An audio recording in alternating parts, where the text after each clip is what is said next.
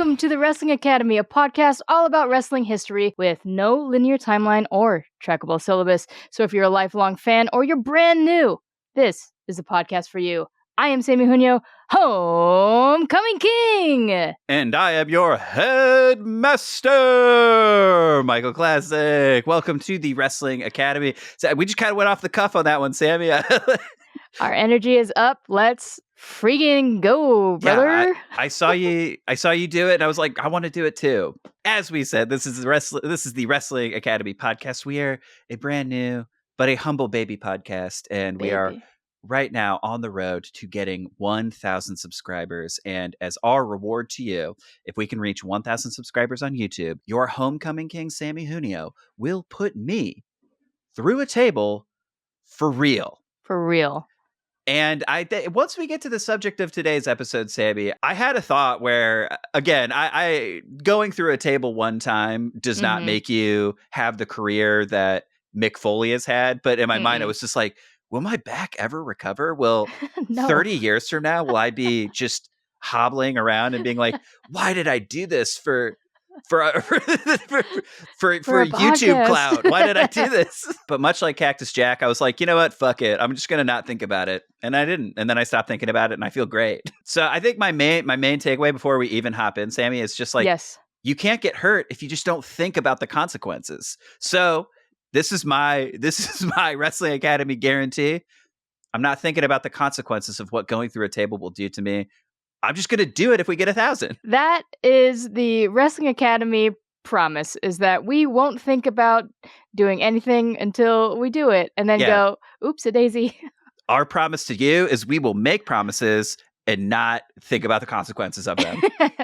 In addition to getting 1,000 subscribers on YouTube, we have another goal. We are trying to locate a person who has captivated us since we watched the 2008 Royal Rumble. We call them Ween Kid. We're trying to track them down. If you have any information, we have two options for you. You can go to our website, wrestlingacademy.university, and leave an anonymous tip, or you can call the Ween Kid tip line and leave us a voicemail at 708-669-4512. If you want any visual aid, go to our Instagram and TikTok pages. We have pinned reels featuring Ween Kid. So it's just like, it's basically, you're going to get an eye full of Ween if you go to any of our socials. If you go to our website, we are just chock full of Ween, and we want to show it to you.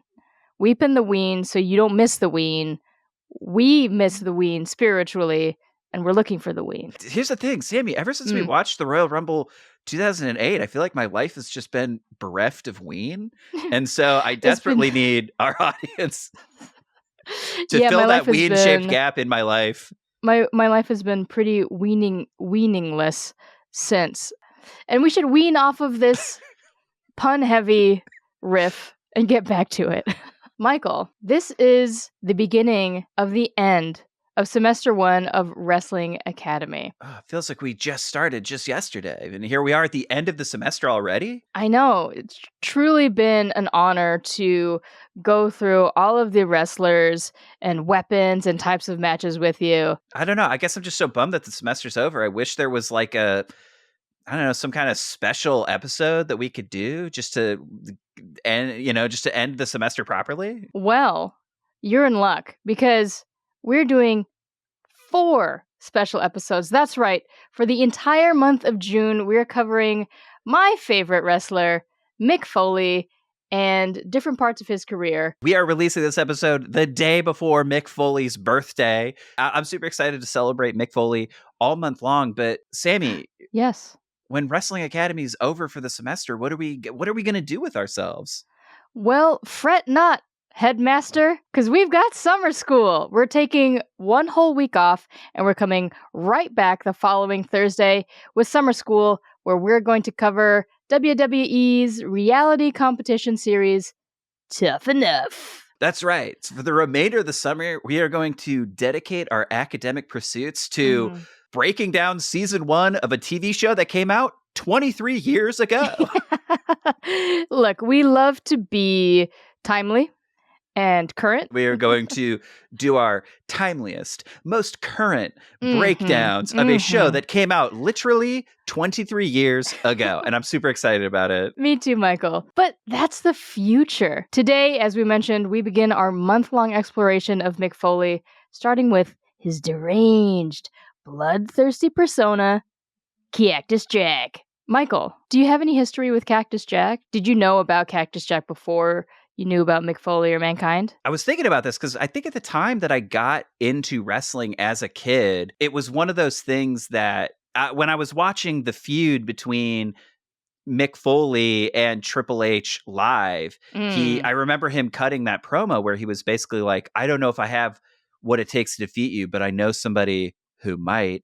And then he mentions Cactus Jack. I remember not knowing, but just having a feeling, I think because of how Mick Foley delivered it and then how Triple H reacted, that I was just like, I don't know who Cactus Jack is, but this seems really bad. And I remember asking my friends, like, Cactus Jack, what's going on with this? Who is this? And my friends were just like, oh my God, dude, Cactus Jack is absolutely crazy. And so it was me and all the kids in my grade school were just like, absolutely got the chills when we knew that we were going to be seeing Cactus Jack. And I'll be honest, Samee, after digging in and doing a little bit of research on him, yeah, dude, Cactus Jack freaks me the fuck out, especially before and what's crazy is when he gets to WWE as Cactus Jack, that's pretty safe. If you want the unfiltered Cactus Jack, which we're gonna get into, it's like his pre-WWE, the thing that got him to WWE, the work he did as Cactus Jack there was nuts. It really took me to a place where I was like, oh man, this guy loves this so much.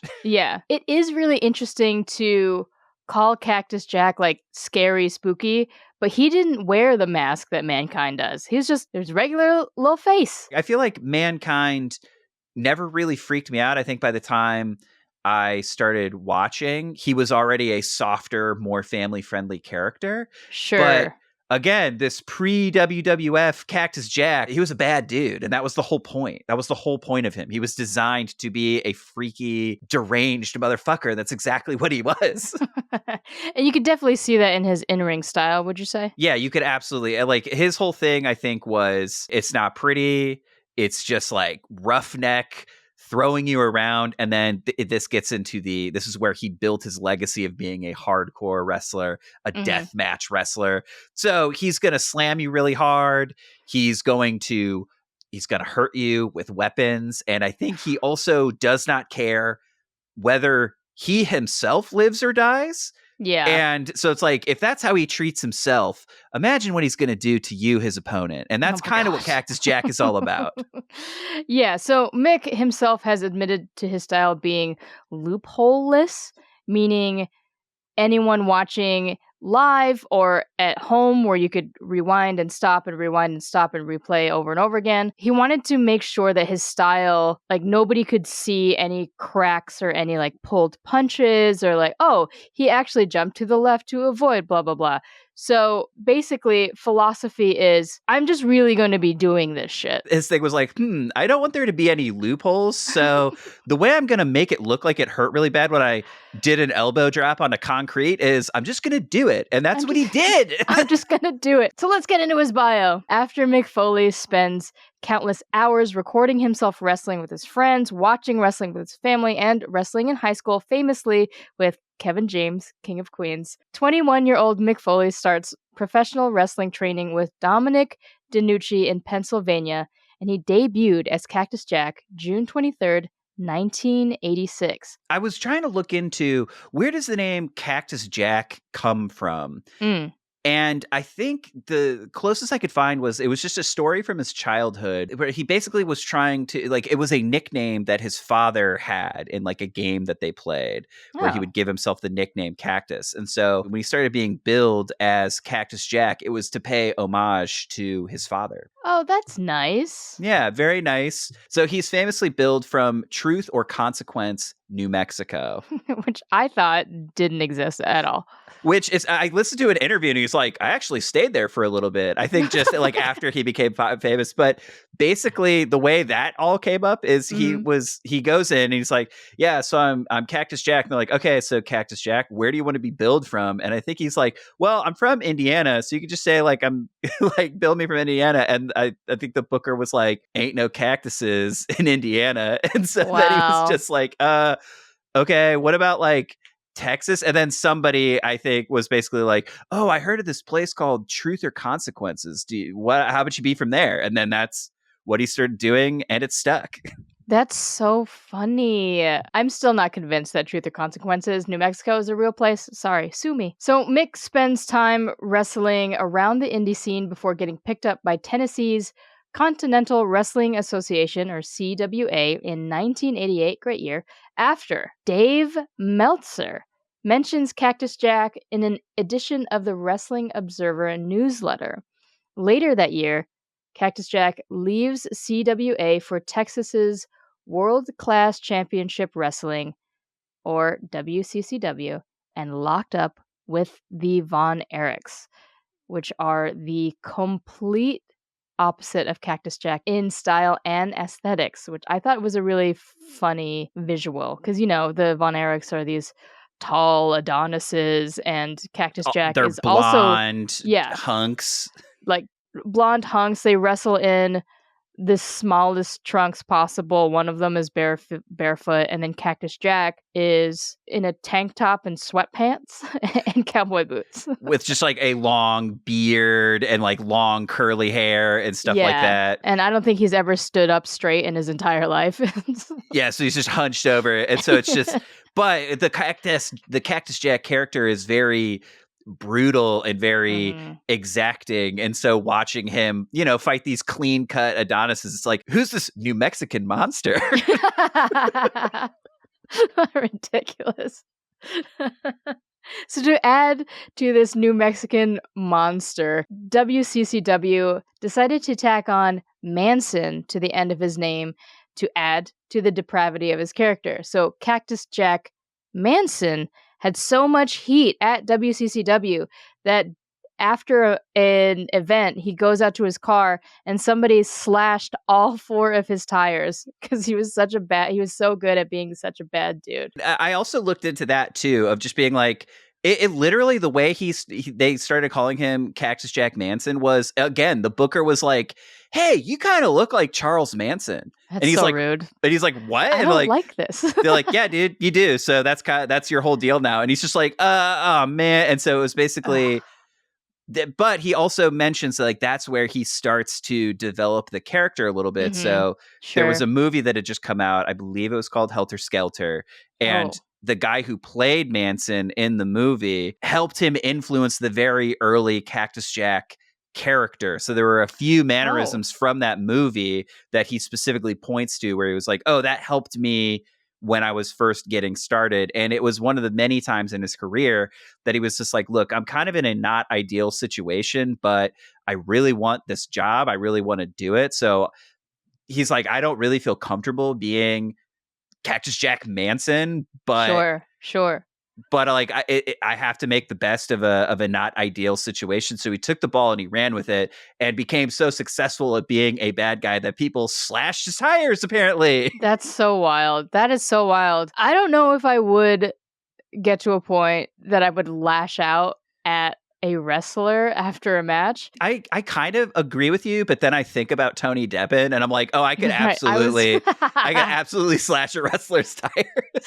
I was about to bring up Tony for sure. Yeah, I 100% would do it. But again, Tony, huge fan. I can never know what your car is. It's probably like a Toyota Corolla or something. Okay. Of course it's a Toyota Corolla. All right. So Cactus Jack leaves WCCW in the summer of 1989 after losing a match called a Loser Leaves Town match against Eric Embry. And the match lasted a whole 12 seconds. Michael, we've learned about so many of these luchas de apuestas, or bet matches, this whole season, including the beard versus hair match that Eddie Firth, our past guest found himself in. And we've got mask for mask, we've got match for your career, and now a loser leaves town match. What type of bet match would you agree to be in? So the whole point of the stipulation match is basically like, if you lose, you are kicked out of the promotion or the company or whatever. So it's basically like, if you if you lose, you're gone forever.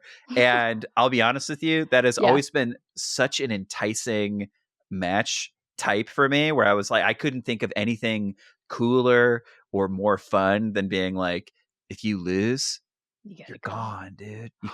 You can never come back. And I'll be totally honest with you. Being in a loser leaves town match that I lose in 12 seconds would be so funny. That would be so funny. I could think of nothing funnier than to really cut some heartfelt Terry Funk, Cactus Jack promos where I'm crying and really making people believe, and then I lose in 12 seconds is so funny. Like, I have to do that. At 50,000 subscribers, Michael and I will engage in a loser leaves town, loser leaves the podcast match. So, subscribe to us and just stay tuned. After WCCW, Cactus Jack pops into WCW twice, actually, but there's a juicy story about how he initially got the job. A lot of the research that I did for this podcast was Mick Foley has a podcast called Foley is Pod, where he really just goes like year by year through his entire career, and he breaks down some of the most infamous moments. And he was talking about the run that he had in WCW and basically what helped get him the job. So it's like, we'll link in our description, but I really couldn't recommend more. Like, if any part of what we're saying is interesting, definitely go check out his podcast where you can hear him in his own words explain his entire career. It's so fascinating. It's so worth a watch. So here's how he got the job in WCW initially. He was in a tryout match where it's basically the way it works in some of the bigger companies is they'll bring in people they're interested in to have like a tryout match. And depending on how well you do, it's like an audition. Depending on how well you do, you either get in or you don't. So he's super excited. He's like, I've got this big tryout match. It's going to be a tag team match. And he's looking at the run sheet of basically who he's going to be wrestling, and it's him versus the Steiner brothers. He's like, okay, these guys are a big deal. This is pretty good. This is a good look for me. And then he looks at who his partner is, and he has no idea. He's like, I've never heard of this person before. And then it immediately dawns in his mind. He's like, I'm not going to get this. They're bringing us in to make the Steiners look good, and they're going to bring them in. And so he's super bummed, and he's talking to somebody. They give him the tip of basically, you don't ever know if you're going to win or lose. The most important thing you can do is, even in defeat, can you make your character cool or look interesting or do something interesting? Because he's like, so for this match, I just want to see you hit your finisher on your own tag team partner, because that's so insane. That's so wild. So you lose, but you're doing something crazy and something interesting. Mm-hmm. And at the time, Cactus Jack's finisher was he would hit an elbow drop outside of the ring. Like, so from the ring apron, he would drop down 6 feet onto the concrete and hit his elbow drop there. Pretty revolutionary in the 80s when he was doing it. So it was super wild. And everybody was like, this is crazy. So like, we want to see you hit that crazy finisher on your own partner during this tryout match. So it's like, whether you win or not, it doesn't matter. You did something so wild that it got everybody's attention. So they're doing the match. His partner is set up to take the elbow drop, but is like 5 feet away from where he's supposed to be to do it safely. Mm-mm. So he's like, look, we're in this tryout match.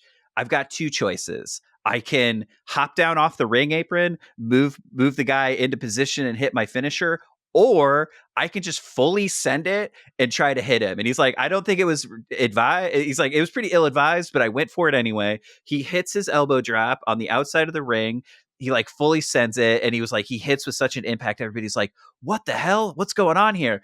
And so Arn Anderson, who's like a big legendary wrestler, apparently comes down and is just like, you just hit an elbow drop at the outside of the ring? Son, you ain't got no sense. And he goes, no, sir, I don't have any dollars. And it's just basically, and like that got everybody, they were like, oh, point taken. And then that's what got him the job at WCW, was basically them being like, yeah, dude, you're a little too crazy, son. He's like, yeah, the reason I'm fucking crazy is because I'm broke. I got nothing to lose, dude. Oh my God. That is so funny. And what's really funny about this is that during his first run at WCW, whenever Cactus Jack had a tag team partner, instead of being available for the tag, he would be reading a book. And then he would betray his tag team partner by attacking them.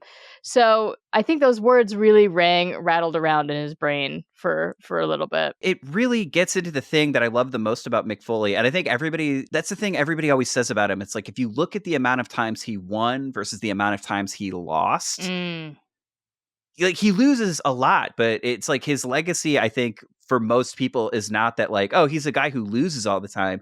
I think it's like, oh, you can see his passion. You can see how much he gives of himself for the performance. Mm-hmm. And I think that's the kind of thing that makes him a legend and a legendary performer, is you see somebody who is willing to do just about anything to entertain the fans, no matter how much it hurts him, no matter how crazy it is. And I do think it was just like, oh, that philosophy got instilled in him very early in his career, where he was basically just like, okay, I don't necessarily have any control over whether or not I'm going to be booked to win. He's like, if it was up to him, of course he would want to win all the time. But if you're not put in that position, how can you still stand out and still show everybody your true talent? And so it's like, he might not have been booked to be the best, but I think with every opportunity that he got, he found a way to insert his passion for the wrestling business into it. And I think it really showed. And I think that's what really captivated people.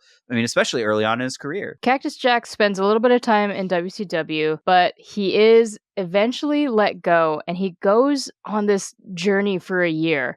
So from 1990 to 1991, he makes appearances at United States Wrestling Association in Dallas, the Tri-State Wrestling Alliance, which later becomes ECW, in Philadelphia. He goes all the way over to the West Coast to wrestle for Universal Wrestling Federation. And he goes all the way to Japan to wrestle for All Japan Pro Wrestling. Then he goes back to Philly for Tri-State Wrestling, down to Dallas for Global Wrestling Foundation, and then finally, back in the August of 1991, he's back to WCW. Listening to his podcast, the thing that he said, that time between his first and his second run in WCW, he was like, that is where I really found out who that Cactus Jack character was. So he thought that it was totally essential for him, between being in WCW the first time and being in it the second time, going to all those indies really allowed him to like figure out what Cactus Jack's deal was, what his character was, like how to cut promos as the Cactus Jack character. And he really looks back at that time of being really formative and really helpful for him. But Samee, you've mentioned WCW for the first time ever in Wrestling Academy. I think it's time to get into the history of what is WCW. Let's dig in. To understand WCW, we need to go all the way back to the territories. So we get into even more detail in our Terry Funk and WrestleMania 21 episodes, but I will give you a brief recap here. Before you could see wrestling on TV, before you could stream it, you had to go and see wrestling live. And before there were big companies, there were smaller independent companies that were dotted all over the United States. And each of these independent companies were like their own thing. They had their own territory. And basically the entire United States was divided up into these independent territories. In 1931, a live event promoter named Jim Crockett, who was known for doing like concerts and live music, he would do sports stuff. He decided to get into the wrestling business, and he started his own promotion called Jim Crockett Promotions. Cryptic. Yeah, it's who knows what the mission statement of the company is, but he starts Jim Crockett Promotions, and they became one of the biggest and most successful promotions in the United States. And part of the reason why they became so successful is they had a really great working relationship with a TV mogul named Ted Turner, who owns the TV company TBS. And so they had like this big national deal. So business was booming for Jim Crockett Promotions until we get to the mid 80s when they start facing hard times because they sort of expanded a little bit too rapidly. And then a new company came on the scene called World Wrestling Federation, who, as we talked about in our WrestleMania episode, made their business model by headhunting some of the biggest names from all of these disparate promotions all over the United States, putting them on one show and then putting that show on national television. So by the time we get to the mid 80s, Jim Crockett Promotions is falling on hard times. They don't know if they're going to be able to stay open. But TV mogul Ted Turner says, if they go out of business, I'm going to lose an opportunity to make a bunch of money. So he seizes the opportunity to buy Jim Crockett Promotions, rebrand it as World Championship Wrestling, and then start his own nationally syndicated wrestling TV show that was going to go head to head against the World Wrestling Federation. Oh, wow. So part of this plan is they were going to bring some of the top stars from the old Jim Crockett Promotions onto the show. And so they were bringing in guys like Ric Flair, guys like Dusty Rhodes, and the top babyface of the time, a guy named Sting. Now, Samee. Yeah. Do you have any experience with Sting? Do you have any relationship to Sting? Yeah, do you have any relationship with Sting? Not necessarily. He's popped up. He just recently retired from wrestling at AEW. I'm familiar with his face paint right now, which is white face and then black streaks down and then black eye holes, black lipstick. He gives me like the Warriors vibes, but I haven't really dove in to Sting. I think most people who are maybe newer to wrestling might recognize this version of Sting, where he's very heavily and very obviously and very heavily inspired by the Crow. So he's got white face paint and then the black makeup, as Samee was calling. But I think people who are new to wrestling might not be aware that before we had Crow Sting, we had this version of Sting. The trench coat, the clothes are gone. We are looking at a topless man. There is still face paint, but it's not all over. It's kind of like when you go to a carnival and a little kid asks for a face paint, but you're not the face paint person, but you don't want to let the kid down, so you just kind of zigzag across. Samee, I'm going to ask you right now, how many times has that happened to you? At least never. But this is kind of what...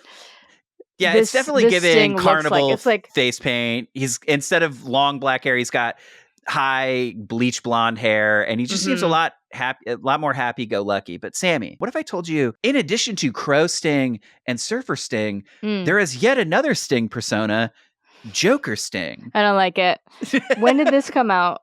I don't like it. He was in TNA. So Samee, describe what we're seeing here.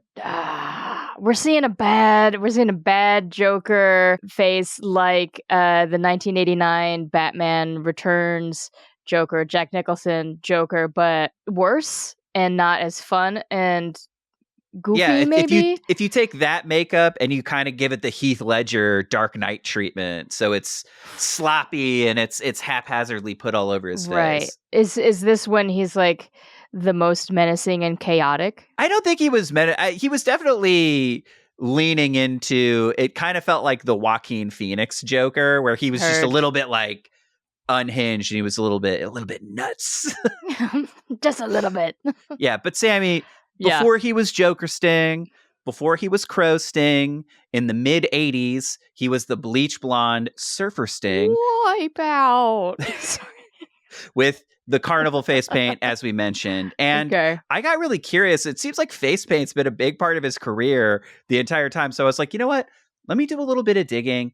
Can I just find out, like, does he have some kind of special connection to face paint? What's going on here? And he has an interview in StarCast where he gets point blank asked, hey, so why do you do face paint? And he basically describes that very early in his career, so the mid 80s, he was part of a tag team and they were going to go up against a legendary super established tag team called the Road Warriors. And the Road Warriors also did face paint. And so he was just like, oh, ding. Well, we think that's cool, so we're just going to do it. And so they did. And so they started wearing face paint. Okay. And then the tag team ended up ending. The guys went their own separate directions, but he kept doing the face paint. And then one day he walked in and he ran into Dusty Rhodes, who was one of the bookers at the time. And Dusty was basically just like, I'm getting kind of sick of all this like black and white face paint. So just start doing something colorful, like change your tights to neon and make it colorful face paint. And then Sting said, okay. And then that was it. Pete, there's wow, Dusty's got some clout. I think there's a overarching kind of theme in the earlier days. Bookers really had heavy influence on wrestlers and what they did. It's a good thing he liked Sting, because if he was just trying to punk him, you know what I mean? It's like, it just seems like Dusty was right. He becomes Surfer Sting becomes super, super popular in Jim Crockett Promotions, and then becomes super, super popular in early WCW. So we're talking like all throughout the mid 80s to the like early 90s, people are loving Sting. He's kind of like a real life superhero, a real life action figure. And a lot of these archetypes sound super cliche now, but again, we're at the point in time in wrestling history where this is all kind of new. This has never really been done before. So I do think the Surfer Sting character was a pretty timely thing, where it was just like, oh yeah, I think that was actually like a really good idea that would capture the imaginations of 80s children everywhere. I don't think 80s children had ever really seen anything like that. So doing something bright and colorful, of course. But by the time we get to the early 90s, people felt like the Sting character was starting to get a little bit stale, right? It's that same sort of problem that we talked about in our John Cena episode, right? Where it's like, oh, if you have this larger than life superhero, that can only be popular for so long. So by the time we get to the early 90s, they're like, we need to challenge the superhero Sting. And so we need to introduce a villain that is equally as bad. We need somebody who's like a loose cannon, a maniac, a real depraved SOB. And that's when we bring in Cactus Jack. So here we are. It's September 5th, 1991, Clash of the Champions 16. It's a match between Sting and Johnny B. Bad 2Ds. So I got to be honest with you. Yeah. Johnny B. Bad is such a fucking awesome wrestling name. No. I know it's supposed to be. I know everyone's probably like, it's so stupid, but ever since I was a kid, it was just like, yeah, you've heard of Johnny B. Good, but what about Johnny B. Bad? Good point. That's a good point. So I read about this match, and you know, some places there are comments underneath, and one of the comments that was left was, Johnny B. Bad ... What was Dusty thinking? So it seems like Johnny B. Bad was another creation of Dusty Rhodes. So maybe that's that prank thing that we were talking about, where it's like, hey, you neon tights and face paint, and then you are Johnny B. Bad. Fucking Dusty, man. What a guy. All right. So after WCW's Golden Boy Sting pins Johnny B. Bad, Cactus Jack erupts out of a giant white box and attacks Sting. What's funny is that Abdullah the Butcher was also delivered to murder Sting a couple of episodes before. So it seemed like someone was out to remove the United States Heavyweight Championship and Life Force from Sting. Let's fast forward to November 23rd, 1991 at WCW Power Hour. It is the submit or surrender for the United States heavyweight title between Sting and Cactus Jack. So the stipulations, obviously, submit or surrender, or if your opponent can't answer a 10 count, then you win. So there are a couple of things that popped out to me during this match. Number one, Jim Ross reveals that the person delivering attempted murder to Sting was Lex Luger. Dun, dun, dun. After some heat, Cactus Jack gets cocky and grabs a mic, and he starts demanding Sting surrender into the mic. Cactus Jack foolishly puts a mic into Sting's face, and Sting goes, "Not a chance!" And everybody goes fucking nuts. They go fucking nuts for this. And Sting drop kicks Cactus Jack off of the apron, and it slams Cactus's head into the barricade. After this, Sting basically just gathers Cactus's lifeless body off of the cement, puts him into a scorpion deathlock, which looks like a Boston crab, but his kind of leg, a sharpshooter a little bit. kind of a sharpshooter, but his leg is in between instead of both legs are out on the outside. And the official counts 10, and Mrs. Foley's baby boy does not contest. He is out. Match is over. And what I found from the Mick Foley podcast that I listened to is when he was brought in for this first official encounter with Sting, it was very clearly he was only brought in for like 6 weeks to make Sting look good. Cool. But Cactus Jack was so good in these matches and was so innovative and so good at getting the crowd worked up that they were basically like, we want to keep working with you. And so they bring him into WCW full time. So he was able to parlay this sort of first initial thing where they're like, yeah, we're kind of just bringing you in to like make Sting look good. And then he made Sting and himself look so good. Because again, Cactus Jack, he loses this match. And so he makes Sting look so good and gets so, it gets the Not crowd. A chance! I mean, if you have a moment, please check it out. It is very, very silly. Yeah, so it's crazy. So it's just one of those things where like he was able to be such a good team player. He gave so much of himself. He made his opponent look so good that WCW was just like, well, we got to keep working with this guy. So they end up running back the feud a year later in 1992 when we get to Beach Blast 1992. And I was looking for some storyline context. And we're kind of at the stage of time where it was a little hard to pin down, but it really seemed like what they're insinuating is that Cactus Jack was sort of brought in as a mercenary a year later to help beat up Sting because he's still, at this time, Sting is the champion. And so they're like, okay, we're going to put him in this diabolical match with this absolute maniac Cactus Jack. We're in a falls count anywhere match, meaning you don't have to be inside the ring you just have to, wherever you pin your opponent, that's good. And so it's almost encouraged to get outside the ring. And that's exactly what happens. June 20th, 1992 at Beach Blast 92, we have a falls count anywhere match between Sting and Cactus Jack. Samee. Yeah. We watched this match. How did it feel? This match wasn't even for a title. Let's just say that. And the commentators throughout the entire match are like, why did Sting agree to this? This is madness. There's no reason for him to do this. It's so crazy. Cactus Jack is a menace. And I feel like Sting versus Cactus Jack was kind of bringing Cactus's like brawly violence to the mainstream by putting Cactus Jack versus Sting, who is, tight-laced, clean, baby boy, pretty technical, never really going outside of the ring ropes, versus Cactus Jack, who they repeat, his domain is outside of the ring. This is a falls count anywhere match. Asterisk. This is a falls count anywhere on the Gulf Coast match. Yeah, they were really hammering that home. They're like, hey, if they get to the Gulf Coast, they could still wrestle out there. We get it. It's Beach Blast. Right on, bro. So I feel like part of this match was showing that Sting could meet Cactus Jack at his level. But what surprised everybody is that Cactus Jack was super willing to meet Sting at his level, which means in the ring. So in the beginning of the match, Cactus Jack comes in to Chopin's funeral march, like with just the meanest frown on his face. You're just like, this guy is so pissed off. He's pissed. He's focused. He's gonna murder Sting. It's very scary. I think this is the scariest that Cactus Jack was during all of the research.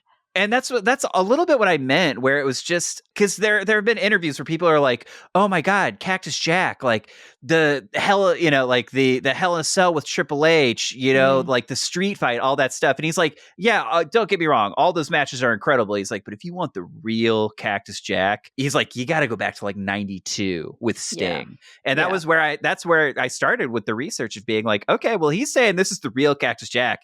And then it is one of those things, like it's like, him marching in the ring with the funeral march. At one point, he does this crazy thing where he tries to smile, and then it's just like, and you're just like, oh my God, this guy just exists in a state of being angry.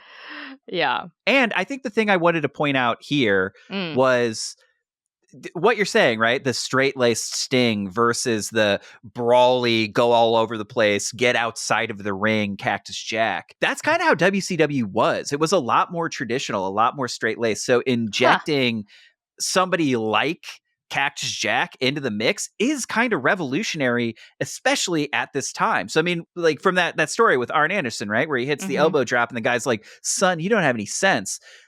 What he's doing is blowing people's mind. I mean, again, you hear about the like kinds of violence that he does, that he's going to get into in this match. And I think you have to really understand that what he's doing is revolutionary at the time. So Sure. he is taking solid body slams onto exposed concrete. He's taking elbow drops. I mean, we've seen a ton of crazy stuff.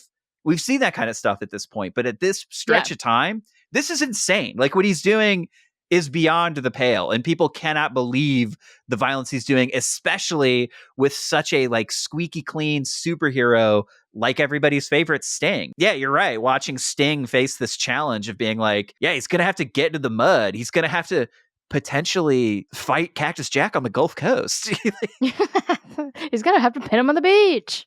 He might have to pin him on the beach. But what I love about this match is when it starts, Cactus Jack doesn't get into the ring. He just sort of kneels on the ramp and just like waits. He just waits for Cactus Jack. He just waits for Sting. And that's those little details where you're like, here's what I love. Cactus Jack's promos are amazing. His matches are incredible, but he's got so many amazing little character movements that he's doing where it just adds to that. This is some supervillain shit. He's doing some like supervillain shit waiting for Sting. What was interesting to me is that outside of filming him and his friends wrestling when he was younger, he was also kind of a little filmmaker in his own right. So I feel like, in contrast to some of the other wrestlers that we've dove into, Mick is also actually an artiste. Like he starts thinking about things outside of the box. Like he approached the camera people to say, like, when he's doing the elbow drop, if you're shooting how you're shooting me, then you're missing kind of the bigness of the action. So if you shoot it this away, it'll look like I'm jumping into people's living rooms. But this is the kind of special thing. This is a special sauce about Mick Foley, is that, and I'm not taking away from any of the other wrestlers that we've covered or we will cover or who exist. I'm not saying that they're not artists. I'm just saying that there's like an extra special sauce that Mick has. So the kneeling and the ramp. And this will come up a little bit later in the episode. Yeah, I agree. And I think it speaks to why he's your, like absolutely he's on my Mount Rushmore. I think it speaks to why he's your favorite wrestler is the way he thinks about it. It's like, oh, I really truly believe that this guy's a visionary.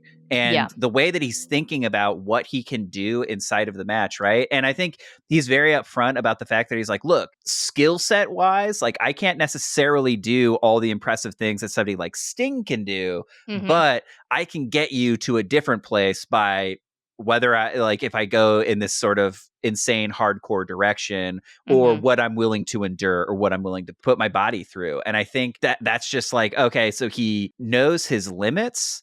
And he thinks about it just completely differently than how most people think about things. And I think that's what makes him one of the greats is you could just see that he thinks of the fact that like how much he thinks about this, how creative he is with what he's doing, how he's able to take opportunities that would probably tank a bunch of people's careers and be like, I'm going to like make this into something and I'm going to give it my all. I think that really speaks to it. And I also got to be honest with you, Samee, most of the time when we go and check out matches from the early 90s, from the 80s, it's got this sort of like, oh man, this is kind of boring.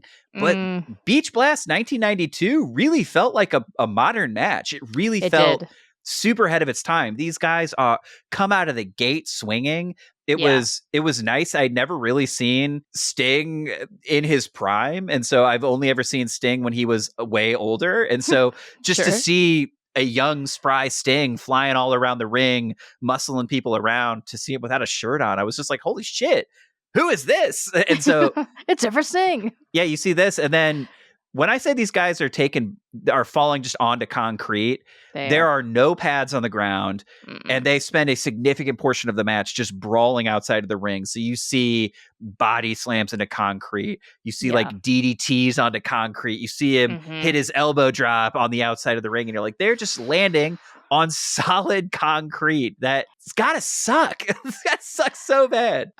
Yeah, and I feel like, as I mentioned, it was just Sting trying to match Cactus Jack's energy. And so for a while, they wrestle outside of the ring. They finally get into the ring. And that's when the commentators are like, wait, Cactus Jack is actually wrestling right now? And so it was like very funny to hear them surprised that Cactus Jack can do a headlock. And like, and then, you know, after a while, after they both tried to be better at the other guy's game, Cactus Jack finally gets his favorite steel chair and starts whacking the hell out of Sting. And afterwards, he kind of holds it very tenderly like an old flame, which I thought was really fun. He did that in a walks previous around, match he's like as well. caressing the chair. Yeah, and again, like, I think that just gets into too.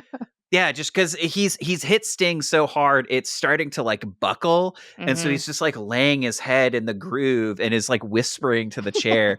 And it just does get into like, Cactus Jack is such a sick fuck. Like the crowd is going insane. People are screaming like they're being kidnapped. People are so unbelievably freaked out by what Cactus Jack is doing. I mean, that's their heroes getting beaten down by a bearded maniac. And so after getting pummeled by Cactus Jack for a little bit longer, Sting finally gets in a massive running clothesline on the ramp, and he runs straight to the turnbuckles, jumps off of them, and gives Cactus Jack another brutal clothesline, and he takes the win. I think Sting is fine, but I had never really seen him. But it was watching him in the Beach Blast 1992 match. I got it. I fully got it. And watching Sting make that flying clothesline, it took my breath away. I remember being like, oh, wow, I really bought into what was going on in this match. And I think it's largely because of everything Cactus Jack put Sting through, and you watch Sting survive and then rise above. And I think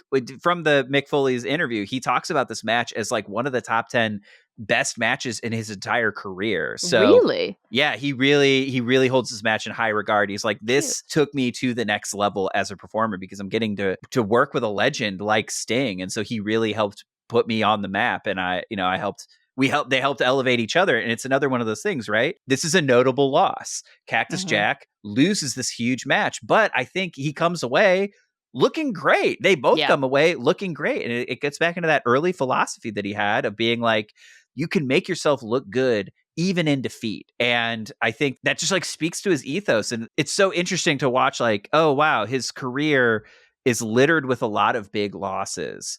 But, you know, it's all part of the ethos, and he's so good that who fucking cares? I don't know, like, he loses. Who cares? So from Beach Blast 1992, he goes on to, like, work inside of WCW for a while, and then something happens that kind of changes his trajectory. So he starts, like, reaching the ceiling where he feels like the people who are booking, who are making the decisions, only see him going so far. Like, they feel like he's at his ceiling. And he starts to get a little bit frustrated, and then an incident happens that kind of pushes him to his breaking point. So, March 16th, 1994, he is on tour in Germany, where he is fighting his opponent, Big Van Vader. And during this match, there is a move that Cactus Jack was known for. It's called the guillotine, where he gets thrown into the ring ropes, and then he gets all tangled up, and his head gets caught between the top and the middle rope. And so, like, normally you can just, like, hold it so that you, like, have enough breath. It's a move he's done a bunch of times. But this particular time for this tour, instead of traditional ring ropes, they're using steel elevator cables. So when he gets thrown into the ropes, he gets his head caught between and immediately is getting, like, choked out. Like, not to being knocked out. He was like, if I don't do something quick, I'm going to literally die. And he's like, if you watch the tape, you can hear me, like, screaming. He's trying to muscle it, but it's like it's metal. It's a different thing. So he can't do it. So he manages to get just enough room, and then just to save his own life, pulls his head through and, like, cuts his ear, and it's dangling. And so then they keep doing the match after this happens. And then during the match, Vader reaches over and pulls off his ear and then hands it to the referee. Referee hands it to somebody. They put it on ice so that, like, after the match is done, he could try to get it surgically repaired. But guess what? What? That's not going to that doesn't fucking work. And so to this day, he's missing like half of his ear. And So Samee, I guess I Yeah. just wanted to ask you, would you ever be able to be friends with somebody who straight up yoinked off one of your ears? Yes, because Big Van Vader didn't cut his ear. Like, it was a mistake and it's dangling. Yeah, I would be totally fine with somebody who yoinked one of my, like, part of my ear off.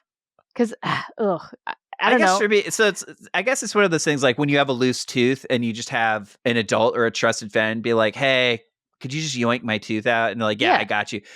You're saying that's the same, but it's your ear, dude. Ew. It's already dangling. It's already, a mistake has been made. I guess you're just, what I'm learning through doing this podcast with you is you're just an infinitely more forgiving person, because if you yoinked off one of my ears, accident or not, I'd be like, hey, dude, I'll yoink the ear. You don't get to decide who yoinks it's my ear. I'll yoink it if I want to. You don't get to yoink for me. I yoink myself. Master yoinker over here. Yeah, Michael that's Klasek. right. I am the yoink master. And I maybe this is why he's your favorite wrestler, because Cactus Jack kind of feels exactly how you feel, where the thing that he's the most upset about is that the promoters won't let him turn this into a storyline. That sucks, man. He was like, I was wrestling Vader. My ear gets ripped off during the match. I should have a feud with Vader where I'm like, you ripped off my ear. I want revenge, dude. And the bookers are kind of like, yeah, we just don't really see that creatively in the cards. That's so stupid. WCW, come on. Mick Foley's basically like, yeah, I knew that at that point they didn't see me. They knew that if I had a match or a promo or a feud about my ear, it was going to do huge business and it was going to fully divert whatever they wanted their plans to be. So he loses his ear. They don't let him talk about it at all. And I think at that point he's like, all right, well, fuck this. I don't really want to be affiliated with WCW anymore. And that's when he starts flirting with a new company called ECW. Oh my goodness. This encounter that he has in ECW, he's still technically under contract with WCW, but he's like the tag champion over there. And so he's like, look, I'm running out my contract. ECW is where I want to be. So he has a match with one of our ECW favorites, Sabu. Oh boy. And there's a match, Cactus Jack versus Sabu, June 24th, 1994 at Hostile City Showdown is the name of the event. And all I wanted to say is this is 4 months after he loses his ear. Yeah. 4 months after he loses his ear, he's fighting Sabu. And they have this like totally crazy match, burns the house down. Then like I think what's notable is after the match, Cactus Jack cuts a promo where he's like holding his WCW title. And he's just basically like, this is like one of the highest achievements I've ever been able to get in WCW. It's like one of my most proudest accomplishments. And then he picks it up and just spits on the title and is immediately like, but I feel sick because a guy like Sabu has stolen my title of being the most suicidal wrestler in the world. That's crazy, dude. And he basically is like, this guy has my real title and I want it back. Oh my God. These guys, a few months later, have a rematch. And during this rematch, they do a spot where basically they get a legitimate, real glass bottle from the crowd.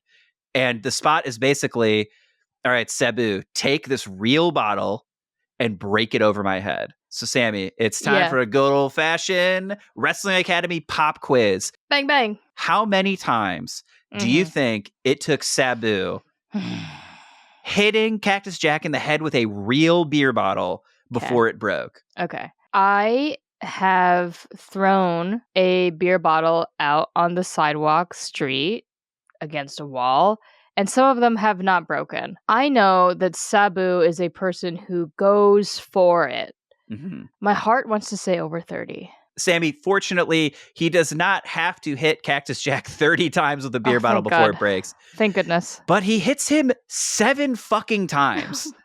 Boom.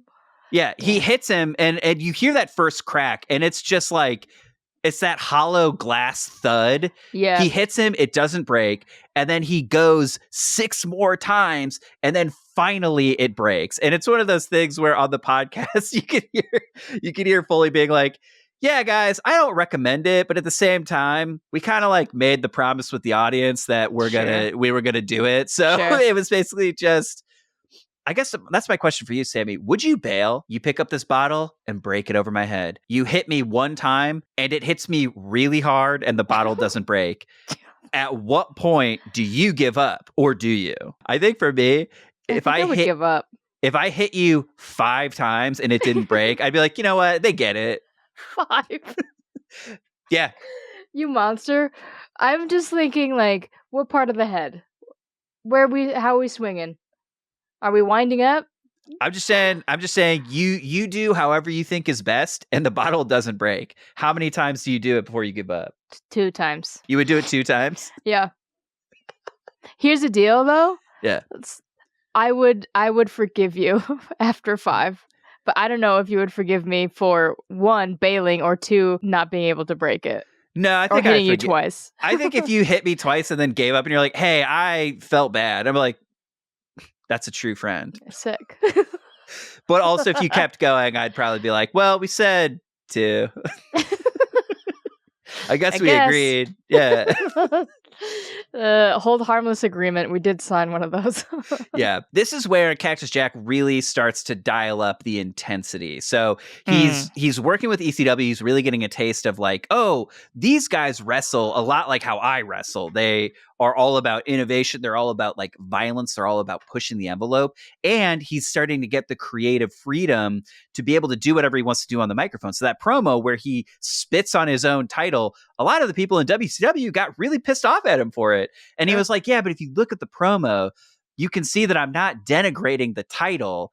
It's more like I'm angry at myself, which, you know, it's like you could agree or disagree here. But I think watching it, I didn't feel like, oh, wow, he's really disrespecting WCW. But also, they didn't book him, so fuck them. I don't know, but also, yeah, fuck them. Look, he lost his ear. They didn't let him do the storyline. Of course. I would spit over everywhere. Yeah, I do think it's like, yeah, man, you kind of took my ear, so I don't think you have any right to get pissed off about what I do or don't spit on.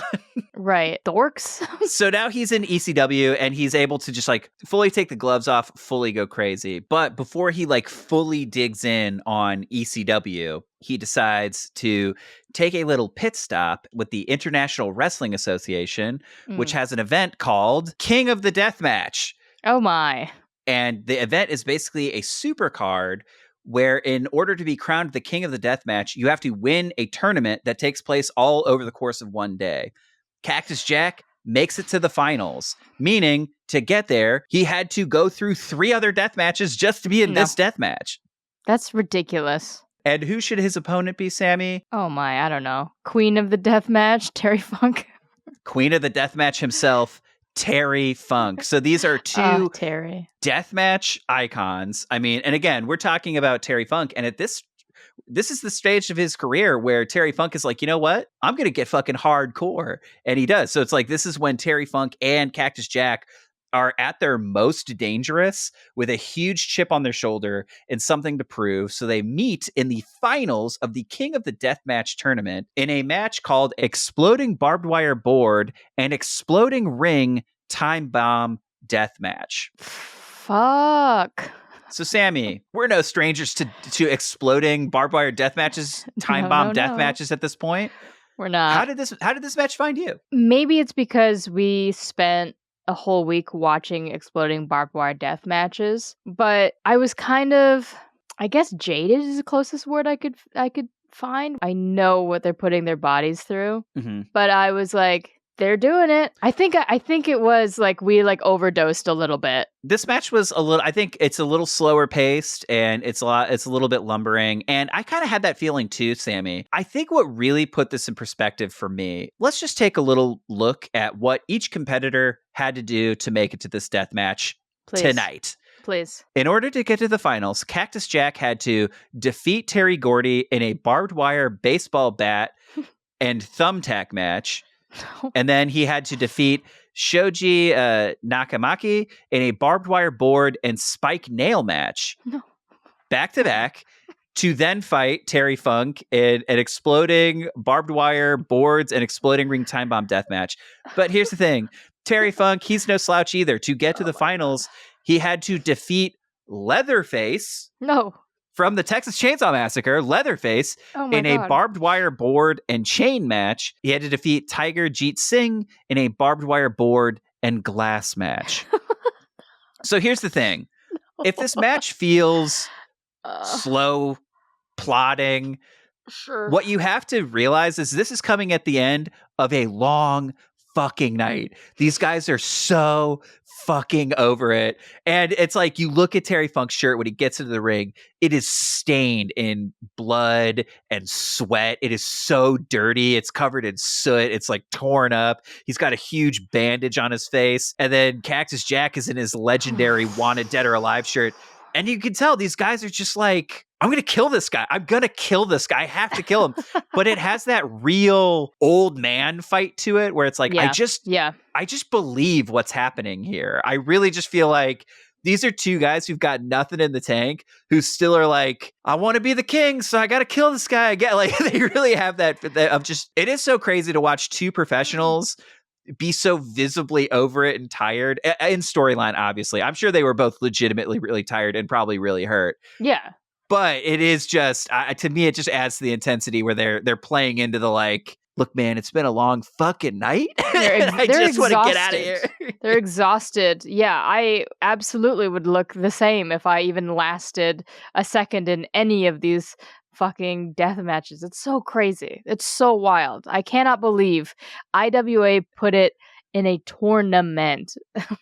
I've never been able to find the match without Mick Foley's commentary over it. That also really elevated the experience for me, where I think a lot of times, if I were to just watch this with no commentary, no track, it would just be like, okay, this is kind of slower paced. But I think the way Mick Foley summarizes the action and his thought process and what was going on here, I'm sure he's like reading from one of his many books, but it really makes the whole experience feel a little bit poetic to me. And it was one of those, it really scratched that itch of being like, oh, I really feel like deathmatch performers are artists. And you can really see the artistry and, I don't know, just kind of the humorous thoughts about life and his thought process that were going on during this match. So I think all of those things couched this match from being a thing where I was like, I've seen crazier exploding barbed wire death matches for sure. Much like the timed exploding barbed wire death match between Jon Moxley and Kenny Omega at AEW's Revolution in 2021 that we just covered, the explosion at the end of 10 minutes was just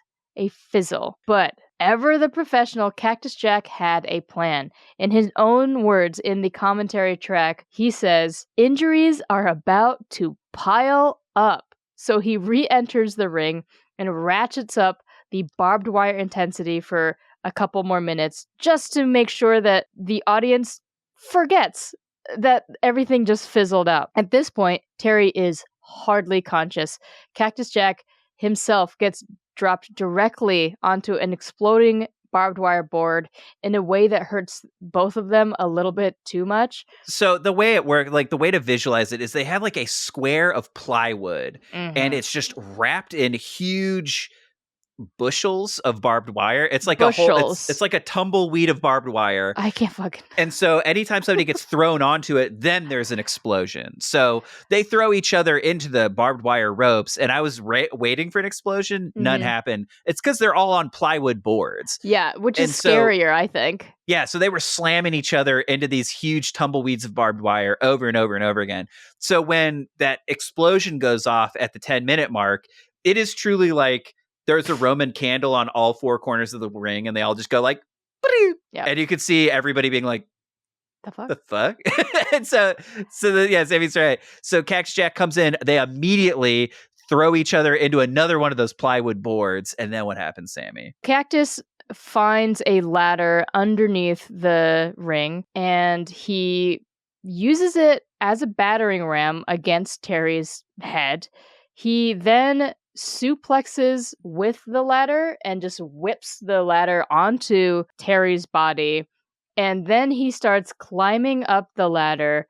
Obviously, through these last moments, Terry's just laying there. He can't fucking do anything. Cactus Jack flies off the ladder, hits him with one of his famous little elbows. He climbs up again, and his face is just covered in blood.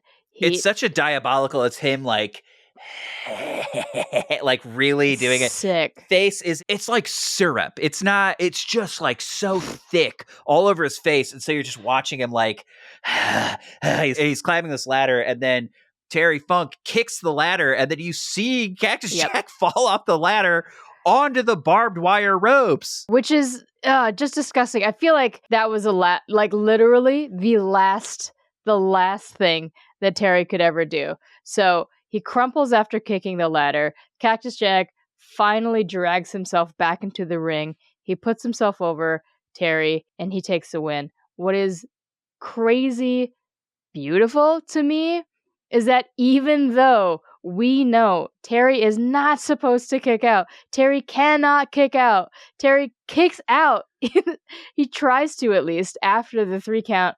And it is really just, gosh, I don't know. It's just like his commitment and maybe just his reflexes at that point, just like kicking in, like just kick out. Whenever anybody's pinning you, just kick out. Like that was not a brain telling the body, that was just the body moving the way it's supposed to. You know what I mean? Yeah, a body that's just been hammered for a living, being like, kick out. We can't ever lay down. We got to kick out. Yeah, it's wild. So fucking sick. A rare Cactus Jack victory, though. He becomes king of the deathmatch. Congrats. In the commentary that plays over this match, Samee, he tells a really beautiful story about like flying home the next day. Oh my God. So he just went through this insane death match. He flies home. He gets home. And his wife is basically like, oh, there's like this awful smell. It smells like something's burning. Like, do you know what it is? And like after a while, he's really sheepishly is like, yeah, it's me. I'm the one who's burning. And so it's just sort of like, I can't even imagine being on a plane ride. He did 4 death matches and then flew home, all for his wife to be like, "P.U." Like, you stink. I just can't. That is just so fucking ridiculous. It reminds me of when we were covering Terry Funk and Sabu went through barbed wire hell, showed up, was almost healed, kind of like glued back together is what we've discovered, is that he was super glued back together for another fucking barbed wire death match. These guys are fucking insane, man. Yeah, he was like, oh, I don't want to get stitches. I'll just glue it. It'll be fine. Otherwise, I'll miss the match. Like, why don't you just relax, guy? But I also think that was just another side of Cactus Jack that is, it's strange to think about, of just being like, he went home to a family. He had a wife and children while he was out on the weekend earning a living by becoming the king of the deathmatch. That's so wild. So at this point, like, I think he is able to go back in and fully dive into ECW headfirst. And like we said, right, he's king of the deathmatch. So he's going in a really violent, hardcore direction. And the more he's feeding into this violence, doing stuff with weapons, the more into it the crowd becomes. Because I think the ECW crowd at the time, that's what they're there for. They want to see barbarism. They want to see sadism. They want to see people push things as far as they possibly can. Mm-hmm. And I think the more that Cactus Jack feeds into it, the more that the crowd gets into it. And then I think the other thing too is, at the same time he's doing all these, he gets to have some of the most innovative promos because he's able to air those real frustrations he had when he was trapped at WCW and they didn't see his potential. He got to speak to his real anger. And if you want to look at some of the best promos of his career, it's definitely in this ECW run. And so, he's cutting these amazing promos. He's doing these like hardcore, brutal matches. And then things change for him one night when he looks out into the crowd and somebody has a sign that says Cane Dewey. And basically what you need to know for that is Dewey is the name of his real life son. And what they were saying is hit him with a cane, basically. Like, you're so hardcore, you're so crazy. And then that's when something kind of changes for the Cactus Jack character, and he cuts one of the greatest promos of his entire career, where he basically just speaks to this directly. A fan actually asked permission from Cactus Jack. They were like, oh, can I put this on the sign? And he didn't really think twice about it until his hot wife, Colette, started showing an issue. And so he cuts this promo, and there's video of him preparing before and after. He cuts it, and he just clicks into being so disturbed and so distraught that ECW has taken it way too far. And he slaps his own head, and he's like, I have to look at my son, and he asks me questions of, where did our big house go? And why don't we have enough money? And Cactus Jack is like, I gave up all of that stuff to be at ECW, and this is how you treat me? My son is 3 years old. How dare you do this to me? And he just goes nuts. It's pretty powerful. And it's that vintage Mick Foley, like, cracking voice. Like, Yep. he's so angry. And he really starts to show, like, a disgust and a disdain for the ECW audience. And then that's when he transitions his character into the heel version of Cactus Jack, where he goes anti-hardcore. A twist that I did not see coming. Yeah, where he was basically just like, I'm so sick of this. I'm never going to wrestle a hardcore match again. And everyone's like, boo, dude.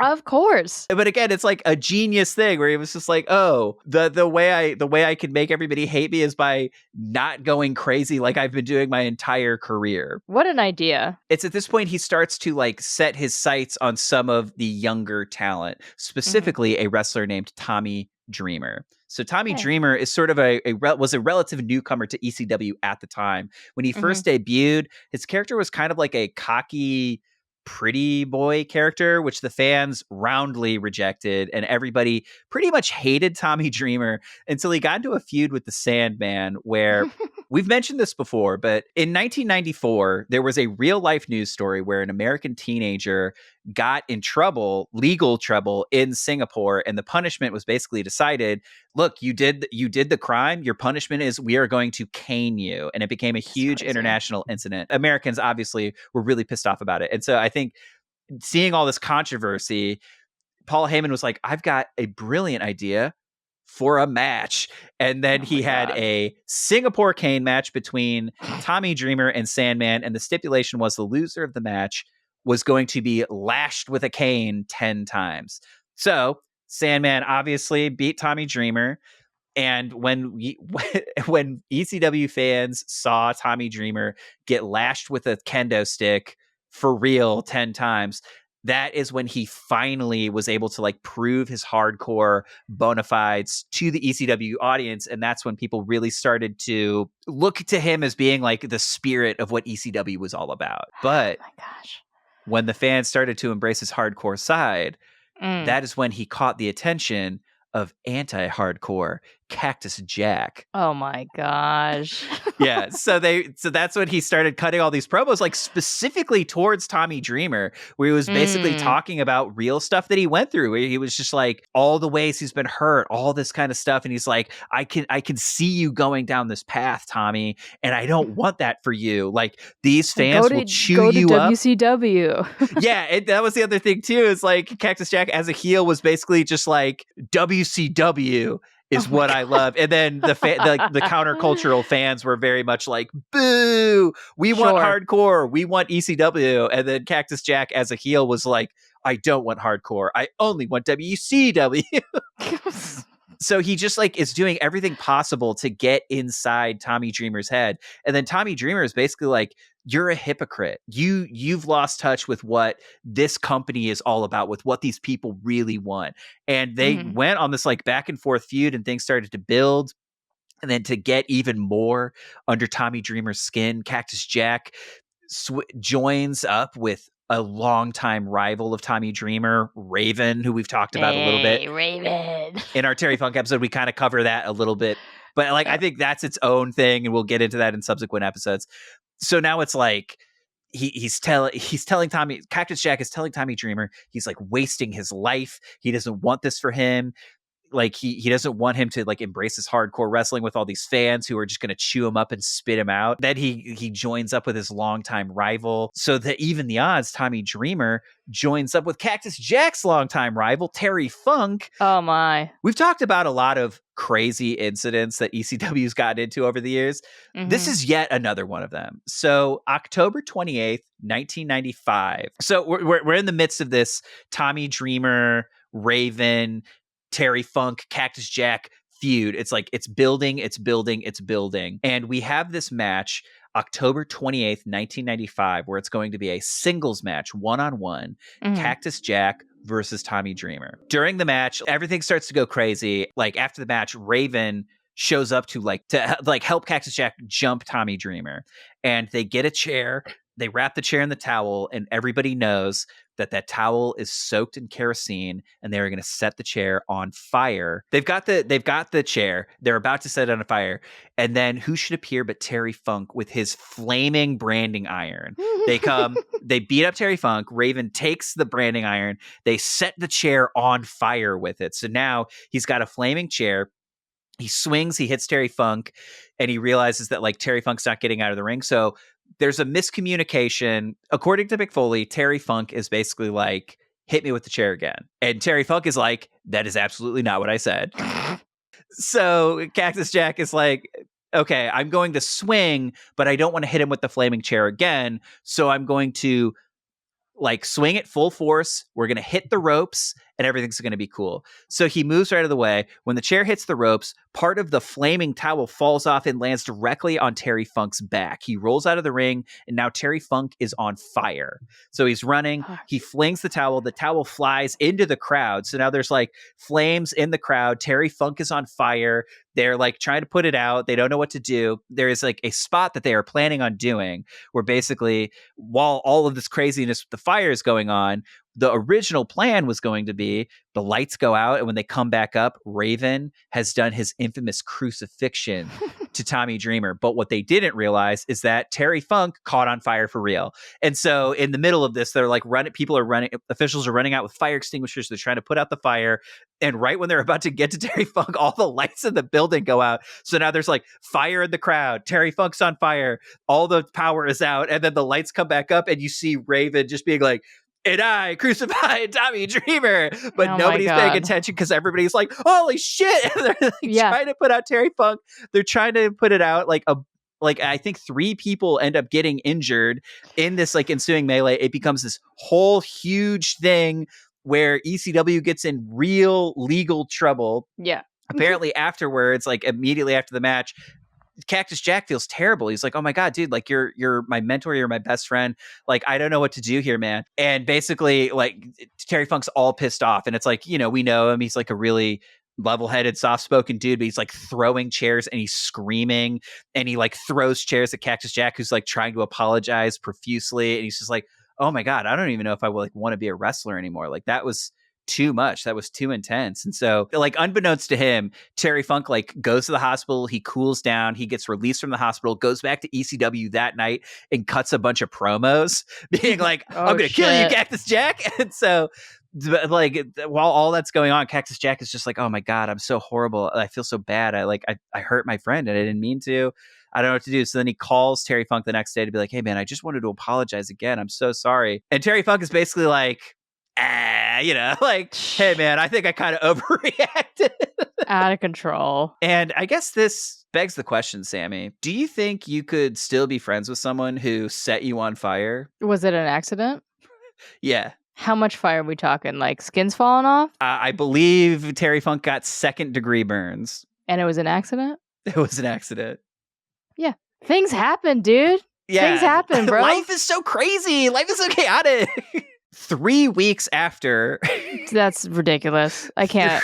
3 weeks after Cactus Jack legitimately set Terry Funk on fire, we have the big blow-off match, ECW, November to Remember, November 18th, 1995. Samee. Yeah. We watched this match. We sure did. How did it find you? This match was exactly what I thought deathmatch wrestling was going to be before I became a fan of wrestling. Just like, it's just pure chaos for, I don't know, 7 minutes. The commentator is only just listing out all of the weapons the guys are using. There's no structure. It is a wild melee. Yeah, so it's supposed to be a tag team match between Cactus Jack and Raven versus Terry Funk and Tommy Dreamer. But that's not exactly what happens. Basically, Sabee's right. All hell breaks loose as soon as people get into the ring. It is all 4 guys fighting each other seemingly equally. At a certain point, another one of Raven's cronies gets in the mix, Stevie Richards, who we've talked about before. Mm-hmm. He rolls up with a shopping cart that's got a trash can full of weapons. Terry Funk beats up Stevie Richards, grabs the trash can, dumps it out, and then things like dustpans, VCRs, toilet lids, stop signs, snow shovels all fall out into a huge pile. And these guys just start Hunger Games style leaping on all the weapons. They grab the weapons and then just everybody is whooping everybody's ass incoherently for 10 straight minutes. I loved it. After a while, do you remember those books? They were called like I Spy, and every page was just a jumble of madness, and you had to look for specific things. And can you find 4 paper clips? And you're just like looking through it. So I started playing I Spy. I found a shopping cart, a dustpan, a VCR, a golf club, the remote to the VCR, a cheese grater, a steel chair, a trash can, a toilet seat, a speed limit sign, 3 actually, a fork that Cactus Jack had in his pocket, pool cues, a chain, a foot, just 12 inches of barbed wire, and some water bottles. And I'm sure I missed some. Wow. There was a moment in this match where I just saw Raven choking out Terry Funk with a toilet seat.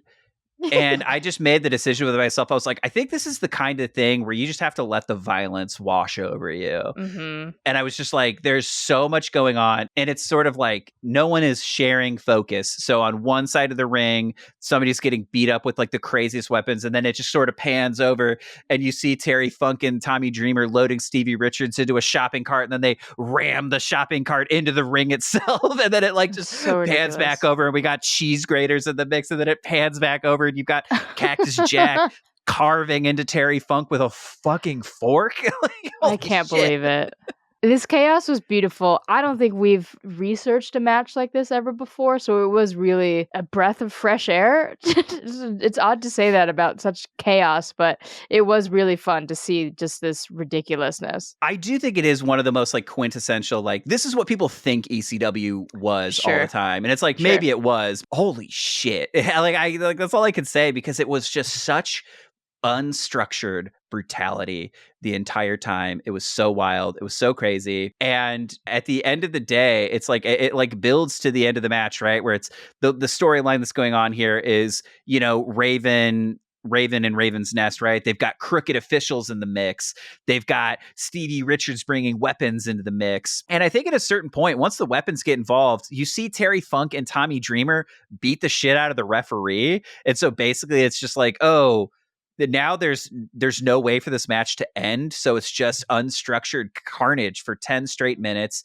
Yep. Like the crooked referees get involved, and no matter what they throw at Tommy Dreamer and Terry Funk, they just cannot seem to put these guys away because at the end of the day, these guys are the embodiment of ECW wrestling. They are like hardcore. They will put their bodies on the line. They will do whatever it takes to win, no matter what punishment is thrown at them. And punishment is thrown at them. Like we're talking forks, we're talking stop signs, we're talking snow shovels, dustpans, chain, like lengths of chain. Like I saw them all get hit with all of those things. And that's just like what I clocked before my brain just fully was like, whoa, man, let's just bask. Let's just bask in this. Yeah, put the pen and paper down. Yeah, just vibe, dude. And it was like just vibe. I've never relaxed to violence before, but this was the first time I was just like, wow, beautiful in a way. But I was just completely like, I think I'm just fully disassociated. And it is so violent and so chaotic that it builds to like just some beautiful, I think Tommy Dreamer, it builds to him hitting 2 DDTs in a row. Mm-hmm. Then he hits a pile driver and then he allows his mentor, Terry Funk, to pick up the victory. Even after the count out, they don't stop. It was sort of like, oh, losing, they only felt slightly inconvenienced. So they straight up, as soon as the match is over, they proceed to beat down Tommy Dreamer and Terry Funk until the pay-per-view goes off the air. So like for an additional like 3 to 5 minutes, it's just more like unstructured carnage, but now there's no way to make them stop because they've already lost. So now they're just going to fully take it out of their hides, and they do. That was so funny to me. For a little bit, I thought that Cactus Jack was just confused and didn't know that the match ended. And then the bell rang, and then the announcement went off. Like they were like, okay, and Tommy and Terry won. I was like, okay, guys, okay. Just that's pasting these guys, laying into them. It's so nuts. And at this point in his career, Cactus Jack has caught the attention of the WWF. And so it's like his entire anti-hardcore character was a very pro WCW guy. He was like, I hate the ECW fans. I love WCW. And he was like, the reason I did that is because I thought never in a million years would I ever have a shot at the big leagues like WWE. But turns out, by doing everything he did as Cactus Jack, he was able to get the attention of WWE. He makes the leap over. But Samee, we'll get into all that next week. Ah, shucks. What a cliffhanger. So, Samee, that was Mick Foley episode part 1, where we got into Cactus Jack. What are your final thoughts? What are your takeaways? Cactus Jack, Mick Foley, I am in awe every time we take a deeper look into Mick Foley. Every time we take a deeper look into his personas, it's just surprising. He's a surprising guy. Like, just reading his biography, listening to his commentary, he's just like what I said at the end of Terry Funk's episode, is that he is just the top of the top, cream of the crop. He is so talented in so many different ways, and then also blessed with this ability to, quote unquote, like manage the pain, or however he explains it. It's just, I don't know, we're just so lucky to have him. We're so lucky to have Mick Foley. This is a part of his career I'd never delved into. And so I thought when I got into Cactus Jack, I was like, oh yeah, Cactus Jack, he's Hell in a Cells, he's street fights, he's a pretty crazy guy. And then I had just never delved into being like, oh, that was him under a ton of creative restrictions. What was Cactus Jack like when he had no limitations? Everything about him just felt so ahead of its time. And it felt like totally.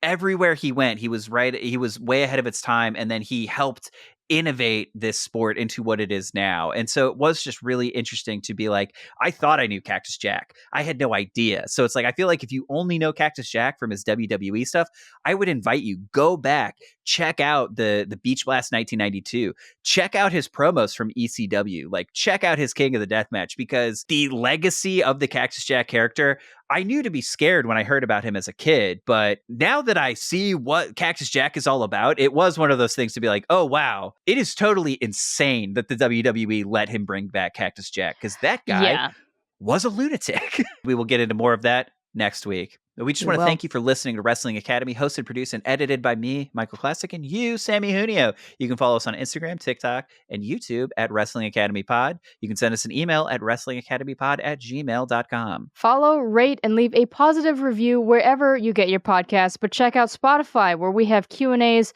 or polls for every episode. And please, if you have any information on Ween Kid, go to our website, wrestlingacademy.university, to send in an anonymous tip or call the Ween Kid tip line and leave us a voicemail at 708-669-4512. Class is dismissed.